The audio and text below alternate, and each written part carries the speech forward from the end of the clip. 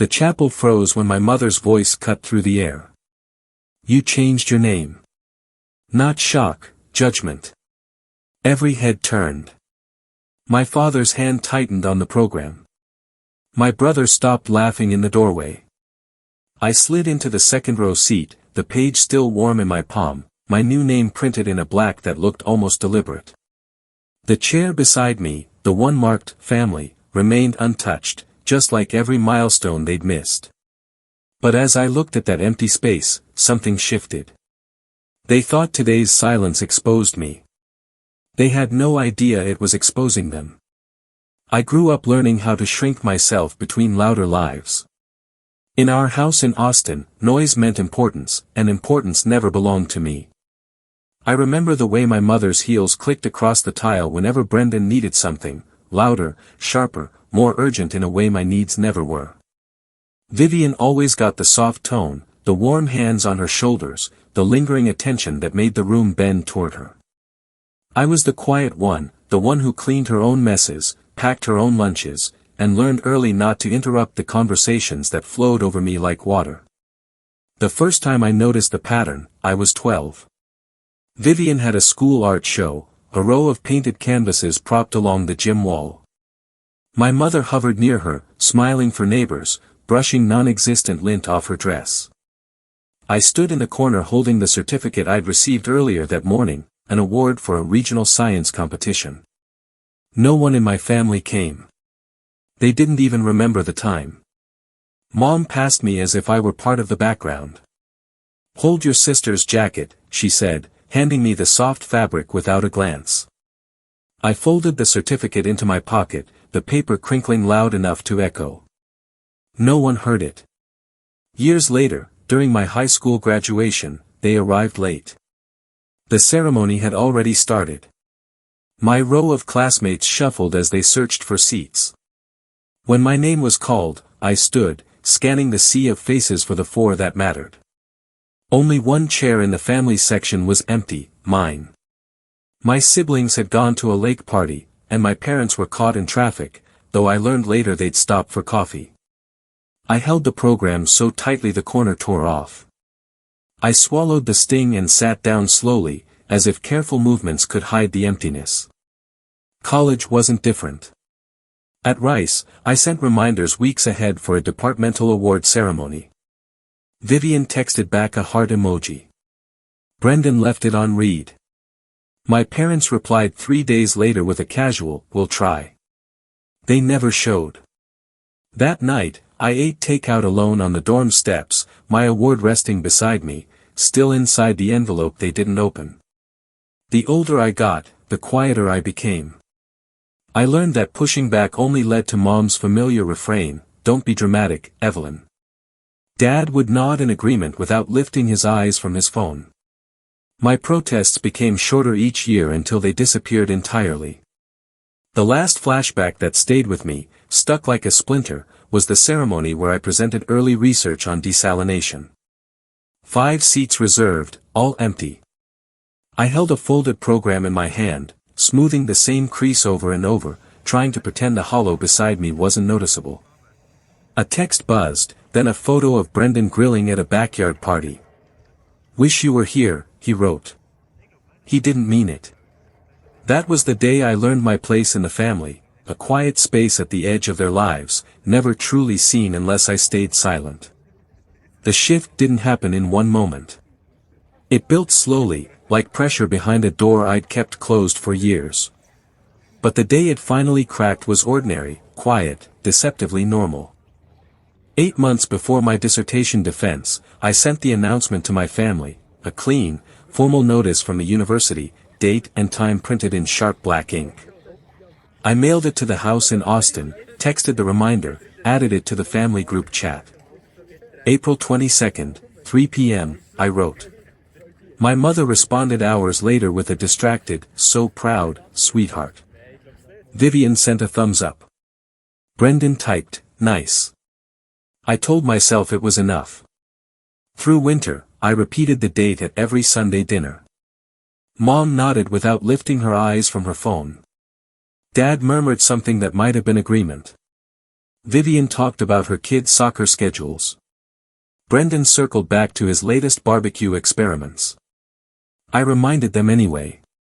5 months, 3 months, 6 weeks, 2. Each reminder felt like tapping on a locked window, soundless from the other side. Then in February, Brendan posted the invitation. Spring Barbecue Bash, the graphic said. April 22nd, 1 p.m. to 6 p.m. I stared at the screen long enough for the pixels to blur. When I called him, he sounded genuinely confused. "What time is your thing again?" he asked, like he hadn't heard it 20 times. 3 o'clock, I said. "People can do both," he replied. "Just come after." Stanford was an hour away. He knew that. He didn't care. I called Mom next. She laughed softly. "Honey, don't be dramatic. We'll work something out." But I felt it then, the quiet, sinking certainty. They weren't confused. They weren't busy. They simply chose something else, someone else. Like always.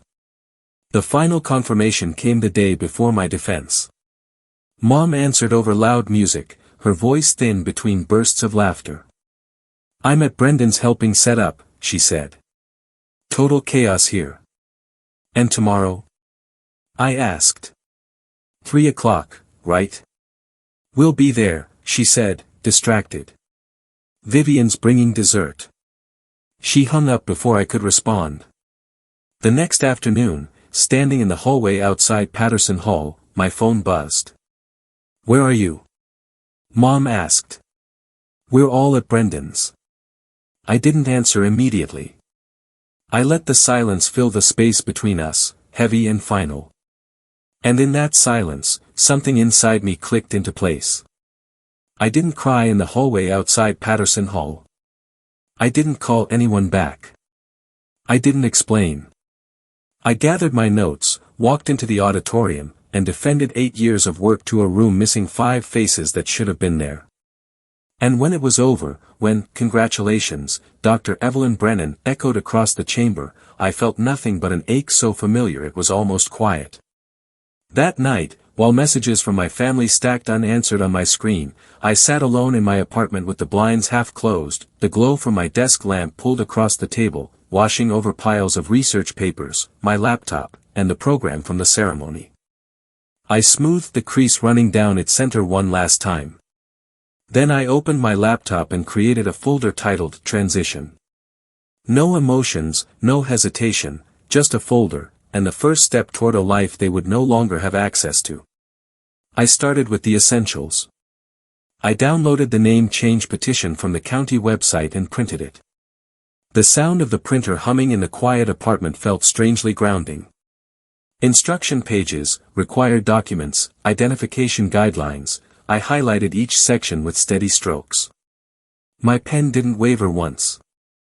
Next, financial accounts. I logged into each one, updating contact information, saving statements into the new folder labeled Records. I exported 2 spreadsheets, one listing every account tied to my old name, another mapping how each would shift under the new one. It wasn't revenge. It was order.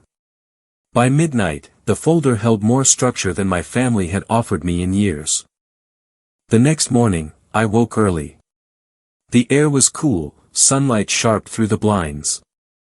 I brewed a cup of coffee, the steam rising in slow ribbons while I reviewed the petition one last time. Then I changed clothes, navy blouse, pressed slacks, hair pulled neatly back, and drove to the county courthouse.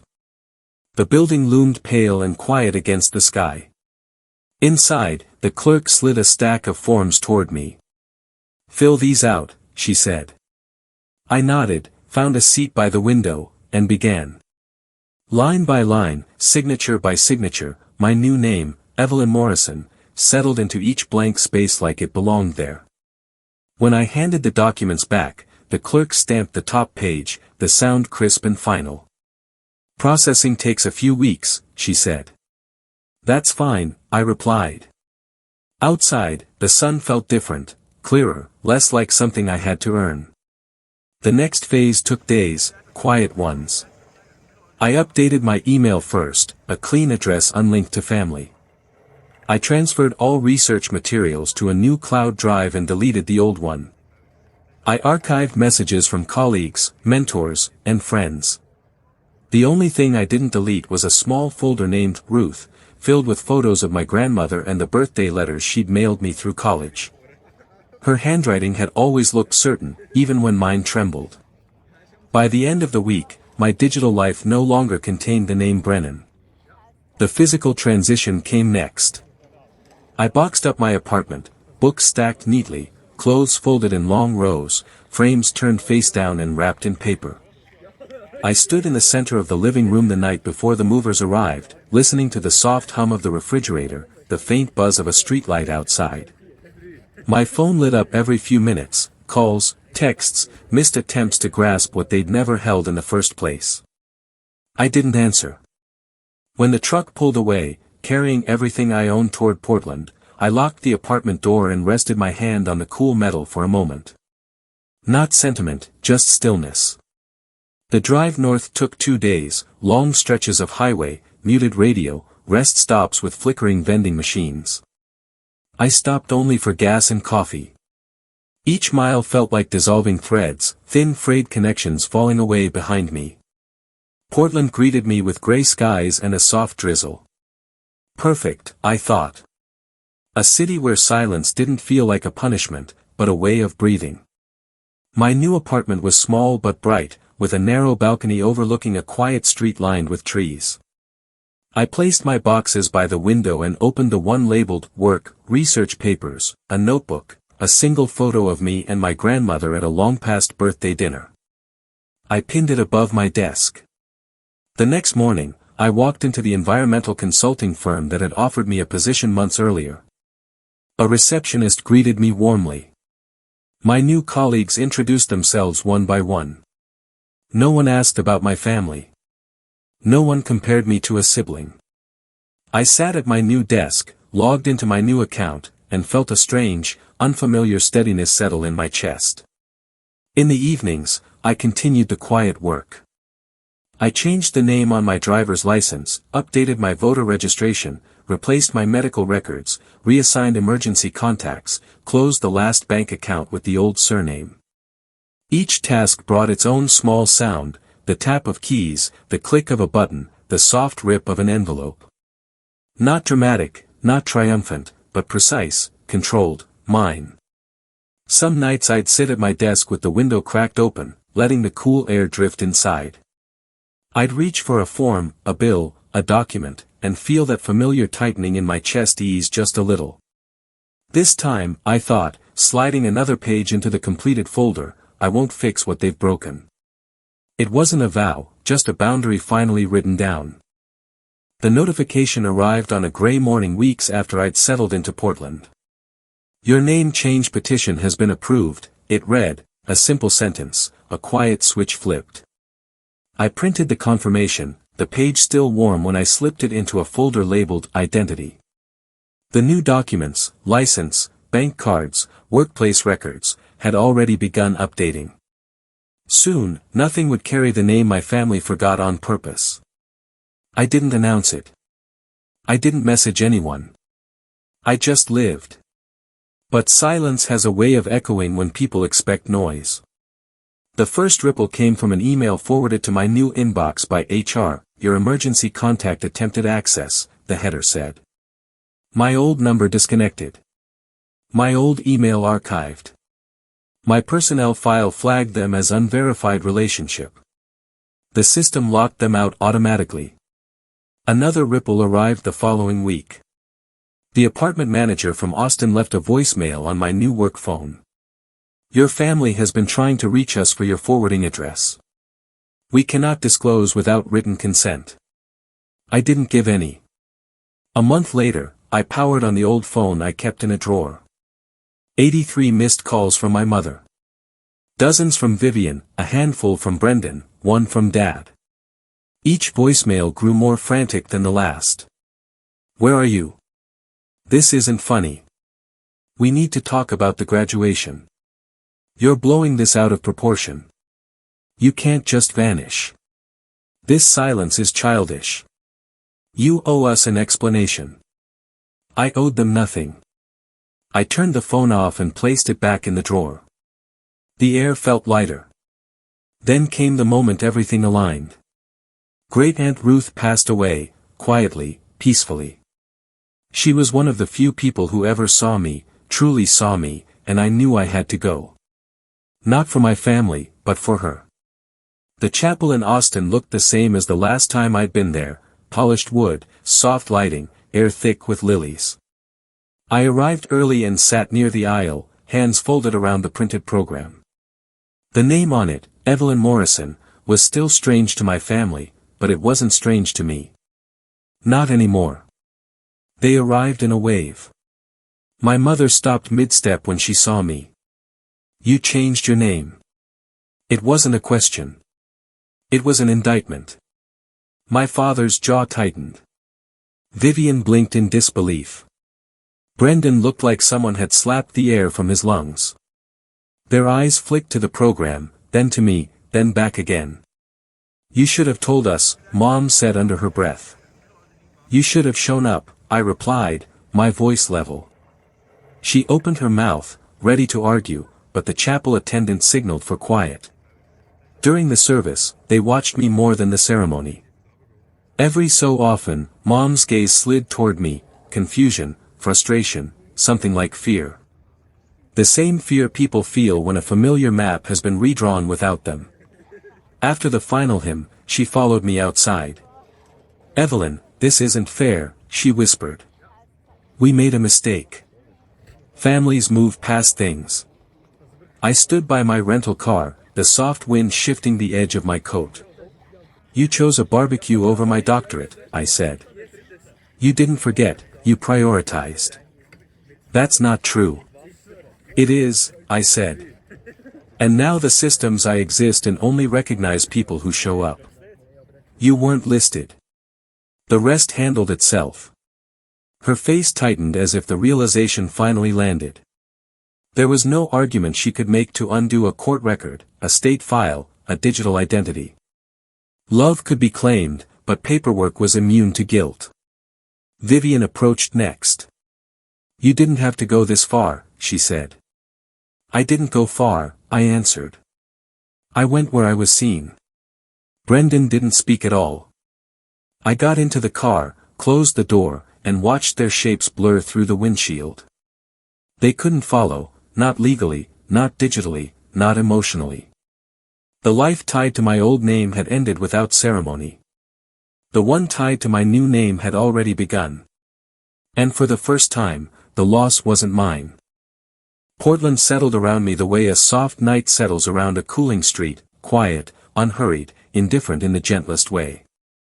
Months passed, and the rhythms of my new life formed themselves without effort. I walked to work under low gray skies. I brewed coffee in the small kitchen of my apartment, the sound of water filling the silence instead of breaking it. On my desk, drafts of water reclamation models spread across the wood in careful lines, lit by a diffuse morning glow that made everything look calmer than I felt. Slowly, the stillness stopped feeling foreign. My name, Evelyn Morrison, appeared on memos and email signatures, on project briefs. Each time I saw it, something inside me anchored a little deeper. At meetings, colleagues asked for my opinion without comparing me to anyone else. After work, a coworker would invite me for coffee, or Alex would meet me at a small cafe tucked between two brick buildings. He listened. He remembered details. He asked about the desalination project I'd been refining for years, and he didn't pretend interest. He showed it. Some nights I'd sit on the balcony with a blanket around my shoulders, the city humming softly in the distance. The rain traced lines down the railing, steady and unbothered. I thought about the empty chair at my defense, the one I'd stared at for a long moment before starting my presentation. The image returned now and then, but its shape had changed. It wasn't an ache anymore, just a memory, small and flat, like a photograph tucked at the back of a drawer. I didn't hate them. That surprised me. Hatred required weight, and I no longer carried theirs. The paperwork had done one thing I never could, it carved a clean boundary. Not a barricade, just a line. On one side, the life where I waited to be chosen. On the other, the life where I didn't. When I left the courthouse months earlier, I hadn't been running from my family. I'd been walking toward myself, toward a name that belonged to someone who showed up for me, even when no one else did. Now, in the soft drizzle of an Oregon evening, I realized something quieter than forgiveness, simpler than closure. I wasn't missing anymore. I had arrived. Boundaries aren't punishments. They're proof of where you finally learn to stand. My family spent years forgetting me in rooms I worked hard to enter. So I built a life in a place where showing up wasn't optional. Now, when I sign my name, Evelyn Morrison, the silence that follows isn't empty. It's mine. And some doors stay closed simply because I no longer need to knock.